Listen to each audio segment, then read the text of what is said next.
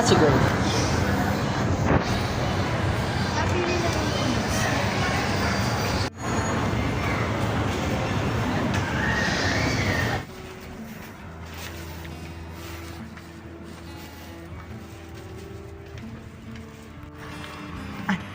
Ako pala.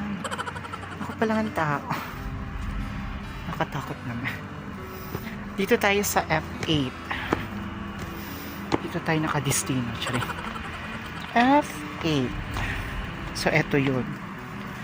F8. Dito lang ako pwede pumupo. Kasi yun yung nakalagay sa ticket ko. Ayan. So, gitnang gitna tayo. Saya. So, ulitin ko lang, dito tayo para manood ng My Sassy Girl. Hirap naman ano dito.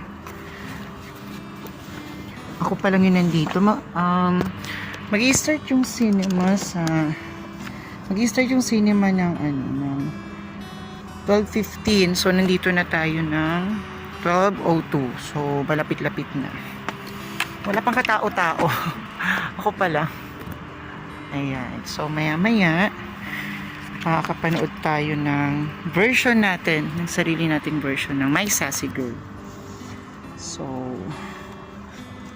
kisin ko na lang muna ito. So, sa mga hindi nakakaalam, ang My Sassy Girl ay Korean movie na nagkaroon tayo ngayon ng adaptation.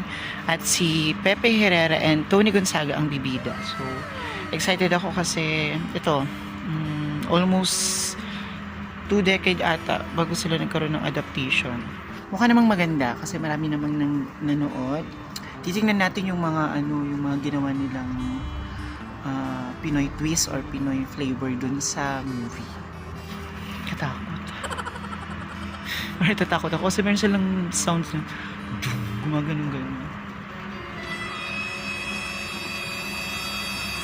Okay, so, ayan.